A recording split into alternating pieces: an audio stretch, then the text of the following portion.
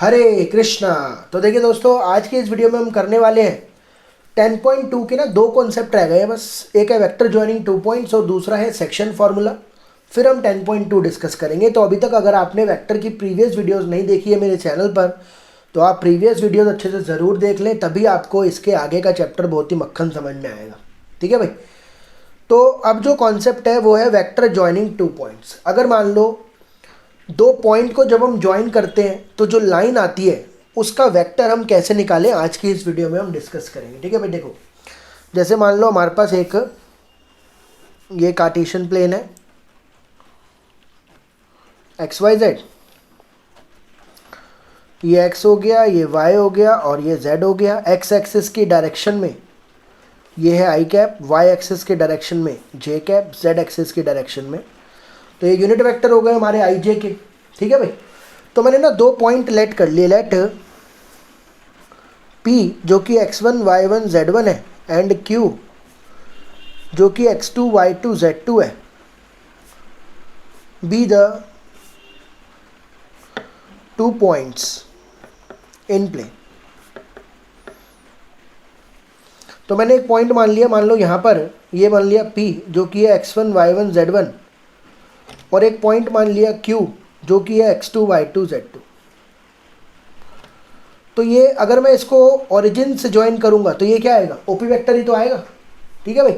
अगर पॉइंट को आपने कंपोनेंट फॉर्म में लिखना है ओपी वेक्टर, तो कैसे लिखते हैं, मैंने क्या बताया था, x1 के साथ i, y1 के साथ j और z1 के साथ। तो जो ओपी पोजीशन वेक्टर है उसको कंपोनेंट फॉर्म में ऐसे ही लिखेंगे। ऐसे ही मैंने OQ को भी ज्वाइन कर दिया। तो OQ भी जो पोजीशन वेक्टर आएगा वो क्या आएगा, x2y, y2j और तो ये भी इसकी कंपोनेंट फॉर्म आ गई। अब मुझे निकालना है वेक्टर P2Q। जब मैंने P से Q को ज्वाइन करा, P से Q को ज्वाइन करा, अब ये जो लाइन आई ना, मुझे इसका वेक्टर चाहिए। इसी का कॉन्सेप्ट है ये वेक्टर ज्वाइनिंग 2 पॉइंट्स। जब हम दो पॉइंट को ज्वाइन करते हैं तो जो लाइन आती है मुझे ये वाला वेक्टर निकालना है। तो कैसे निकालते हैं देखो ज़रा। अगर आप इसमें ट्रायंगल लॉ ऑफ वेक्टर लगाओगे, लिखो apply triangle law of vector. मैंने यहाँ पे triangle law of vector apply करा। कैसे अप्लाई होगा देखो भाई, इसका जो टर्मिनल पॉइंट है ये रहा और इसका जो इनिशियल पॉइंट है कोइंसाइड कर रहा है, तो सम किस किस का होगा, इसका और इसका। देखो भाई, इसका टर्मिनल पॉइंट और इसका इनिशियल पॉइंट, जब ये दोनों होते हैं उन्हीं दोनों को हम क्या करते हैं प्लस, यानी ट्रायंगल लॉ ऑफ वेक्टर कैसे लगेगा, OP, ये O है, कैसे लगेगा, OP प्लस PQ बराबर OQ। ठीक है भाई। तो OQ वेक्टर क्या होगा, OP प्लस PQ। ये लग गया हमारा ट्रायंगल लॉ ऑफ वेक्टर। तो यहाँ से मेरे को PQ निकालना है, तो OP को इधर ले जाओ आप। तो PQ वेक्टर क्या हो जाएगा, OQ माइनस OP वेक्टर। तो मुझे बताओ, अब मुझे इन दोनों का डिफरेंस लेना है ना, इन दोनों वेक्टर का मुझे डिफरेंस लेना है। तो ये भी मैंने बताया था कैसे डिफरेंस लेते हैं, आई वाला आई वाले के साथ, जे वाला जे वाले के साथ, के वाला के वाले के साथ। तो ये निकल गया मेरा PQ वेक्टर। तो यानी कि इस कॉन्सेप्ट से हमने क्या सीखा, जब कभी भी आपको दो पॉइंट दे रखे हो, जब कभी भी आपको दो पॉइंट दे रखे हो और आपको वो लाइन वाला वेक्टर निकालना हो, जैसे P टू Q जा रहे हैं, तो हम क्या करेंगे, Q में से P को आप क्या कर दो, देखो यहाँ पर क्या हुआ, Q में से P तो माइनस हुआ। तो ये जो वेक्टर आएगा ना, ये आपका ये लाइन वेक्टर आ जाएगा PQ वेक्टर। ठीक है भाई। जैसे मैं आपको एक एग्जांपल से समझाता हूँ। जैसे मान लो फॉर एग्जांपल, मान लो एक P पॉइंट है 1 2 3 और एक Q पॉइंट है 4 5 6 और आपको बोल रहा है PQ वेक्टर बताओ। P से Q गए हम, P से Q, PQ वेक्टर निकालना है। तो याद रखना आपको क्या लिखना है, दिस माइनस दिस। देखो भाई, ये इनिशियल पॉइंट होगा, ये टर्मिनल पॉइंट होगा। तो PQ कैसे निकलेगा, Q में से P माइनस करना है आपको। तो क्या लिखोगे आप, OQ माइनस OP। तो Q में से P माइनस करोगे कैसे, x वाले से, 4 में से 1 गए 3, 5 में से 2 गए 3, 6 में से 3 गए 3।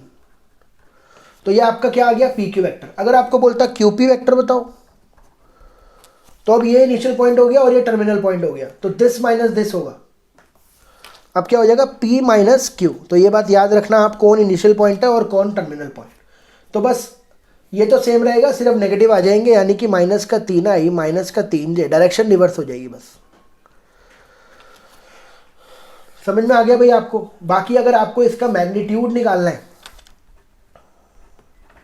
इसका अगर मैग्नीट्यूड निकालना है तो उसका फॉर्मूला क्या होगा, जो भी आई के साथ है उसका स्क्वायर, जो भी जे के साथ है उसका स्क्वायर, और जो भी के के साथ है उसका स्क्वायर, ये और ये पूरा अंडर रूट में। ये हो गया हमारा इसका फॉर्मूला। ठीक है भाई, उम्मीद करता हूँ कि आपको ये वेक्टर जॉइनिंग 2 पॉइंट वाला कॉन्सेप्ट क्लियर हो गया होगा कि कैसे हम, जैसे पी और क्यू दे रखा है, पी क्यू निकालना है या क्यू पी निकालना है, वो कैसे निकालते हैं। ठीक है भाई, अगला जो इसका कॉन्सेप्ट है वो है सेक्शन फॉर्मूला पर।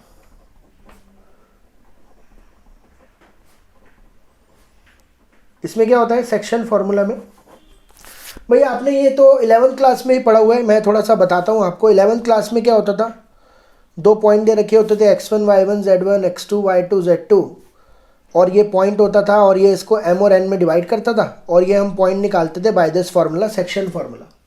तो ये हमने 11th क्लास के अंदर, 10th क्लास के अंदर भी कोऑर्डिनेट ज्योमेट्री में, 11th क्लास के अंदर भी 3D में ये सब पढ़ रखा है। वही चीज़ हम पढ़ेंगे, लेकिन अब पढ़ेंगे वेक्टर फॉर्म में। ठीक है ना, अब किस में पढ़ेंगे, वेक्टर फॉर्म में। तो यही चीज़ हुई, देखो मान लो फिर से 2 पॉइंट दे रखे हैं, x1 y1 z1, और ये हो गया x2 y2 z2। लेकिन अब क्या होता है भाई, पॉइंट को हमें पॉइंट्स किसके रिस्पेक्ट में लेने पड़ते हैं, ओरिजिन के रिस्पेक्ट में, क्योंकि P को जब आप ओरिजिन से ज्वाइन करोगे तो यही तो पोजीशन वेक्टर आएगा, OP वेक्टर, ओरिजिन से ज्वाइन करना पड़ेगा आपको। तो ये जो वेक्टर होगा OP वेक्टर, इसको कैसे लिखूंगा, x1 i y1 j z1 के, ऐसे तो लिखूंगा। तो मैंने इसको A वेक्टर मान लिया। ऐसी OQ भी ज्वाइन होगा तो इसको क्या मान लिया, B वेक्टर। और यहाँ पर मान लो एक पॉइंट है जो हमें निकालना है XYZ, और यहाँ से इसको ज्वाइन कर दिया, तो जो इसका आंसर आएगा वो होगा R वेक्टर। तो ये हो गया अपना A वेक्टर, B वेक्टर, और जो मुझे निकालना है वो R वेक्टर। और ये पॉइंट इसको मान लो M और N में क्या कर रहा है, डिवाइड कर रहा है। तो 2 तरह की डिवीजन होती है, एक एक्सटर्नल एक इंटरनल। पहले हम निकालने इंटरनली डिवाइड कर रहा है, इंटरनली डिवाइड कर रहा है, तो कैसे लगाते हैं इसका फॉर्मूला, कैसे आएगा आर वेक्टर का। तो इसका फॉर्मूला होता है भाई, याद रखना, m को मल्टीप्लाई करना है आपको b के साथ, m b vector, plus n को मल्टीप्लाई करना है a के साथ, एन ए वेक्टर, और अपॉन में करना है दोनों को प्लस, यानी कि m प्लस n। समझ में आया आपको। जब कभी भी आपको 2 पॉइंट दे रखे हैं, पॉइंट से क्या बना लिया, वेक्टर बना लिया। वेक्टर कैसे बनता है, आई जे के लगा दो बस। तो ये पोजीशन वेक्टर हो गया, ये पोजीशन वेक्टर हो गया, a और b, और ये जो रिजल्ट है, ये जो पॉइंट है, ये आपको निकालना है आर वेक्टर, और ये इसको डिवाइड कर रहा है m और n में। तो कैसे निकालोगे, m को b से, n को a से, अपॉन में टोटल। और अगर एक्सटर्नली डिवाइड कर रहा है, एक्सटर्नली में क्या होता है, पॉइंट बाहर चला जाता है, बस आपको सेम ही फॉर्मूला रखना है। बीच में क्या आ जाएगा, माइनस आ जाएगा। सेम फॉर्मूला रहेगा, बस बीच में क्या आ जाएगा, माइनस आ जाएगा। इंटरनली में प्लस आएगा। तो आपको ये ध्यान रखना है, इंटरनली डिवाइड कर रहा है या एक्सटर्नली डिवाइड कर रहा है। तो यहाँ पर क्या हो जाएगा, माइनस। इसकी फिगर कुछ इस तरीके से बनती है, P और Q, और ये तीसरा पॉइंट होगा C, ये पूरा M होता है, ये पूरा N होता है, ये R होगा, ये A होगा, ये B होगा। इस तरीके से फिगर बनती है, लेकिन उससे कोई मतलब नहीं है। आप बस ये याद रख लो, इंटरनली में प्लस होगा और एक्सटर्नली में माइनस। आपको ये भी पूछ सकता है कि इन दोनों का मिड पॉइंट बताओ, बिल्कुल मिडल पॉइंट। जैसे मान लो भाई, ये फिर से ओरिजिन से ज्वाइन कर दिया मैंने, ये A है, आपको बिल्कुल सेंटर पॉइंट निकालना है, आर वेक्टर।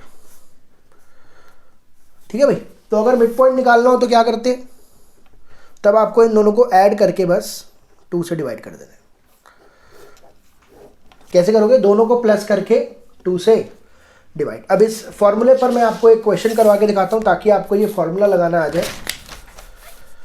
उसके बाद तो बस 10.2 के कॉन्सेप्ट्स यहीं तक थे। आप प्रीवियस वीडियो ज़रूर देख लेना, ताकि आपको पूरा चैप्टर एकदम बढ़िया से समझ में आ जाए। ठीक है, कोई भी दिक्कत लगे कमेंट ज़रूर करना। देखो भाई, इसमें बोल रहा है consider 2 points P and Q with position vector, OP vector दिया हुआ है, OQ वेक्टर दिया हुआ है। देखो भाई, तो P और Q 2 पॉइंट है, और OP वेक्टर आपको दिया हुआ है, ये रहा। कितना दिया हुआ है भाई, 3a - 2b।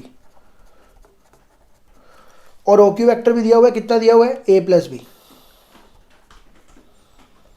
बोल रहा है find the position vector of a point R। एक पोजीशन वेक्टर है OR, ये हमें निकालना है।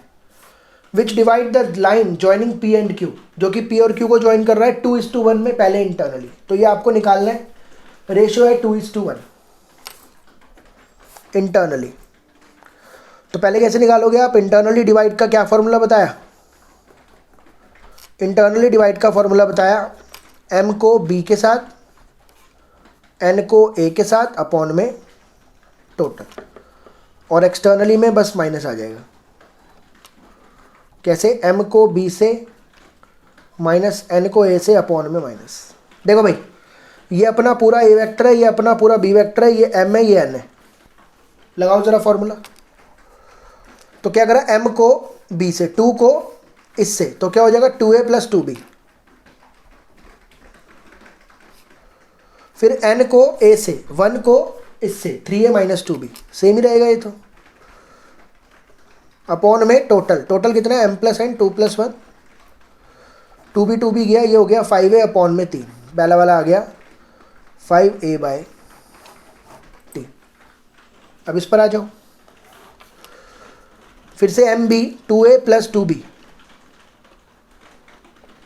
अब यहाँ पर माइनस है, याद रखना भाई।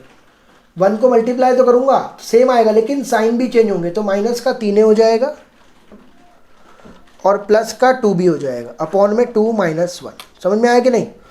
2 को इससे करा तो 2A प्लस 2B तो रहा, 1 को इससे करा सेम रहा, लेकिन आगे माइनस है तो दोनों के साइन पलटेंगे। तो ये कितना हो गया? 2A में से 3A गया, माइनस का A वेक्टर प्लस का 4B वेक्टर अपॉन में 1 है, 1 तो लिखने की जरूरत नहीं, तो ये हो जाएगा 4B vector minus A vector. तो ये हो गया अपना एक्सटर्नली डिवाइड और इंटरनली डिवाइड। उम्मीद करता हूँ कि ये दोनों कॉन्सेप्ट वेक्टर के आपको समझ में ज़रूर आए होंगे। अगली वीडियो में मिलते हैं पूरी की पूरी एक्सरसाइज 10.2 के साथ। कंप्लीट सॉल्व करवाऊंगा, लिंक नीचे डिस्क्रिप्शन में दे दूंगा। तब तक के लिए अपना ध्यान रखें। Thank you so much.